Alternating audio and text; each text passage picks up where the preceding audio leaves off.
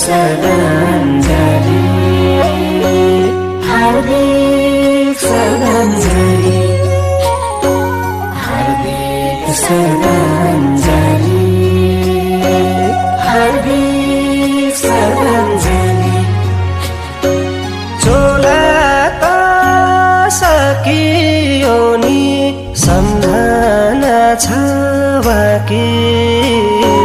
विदाई गर्न बाध्य भए फुलको थुङ्गा राखी चोला त सकियो नि सम्झना छ बाँकी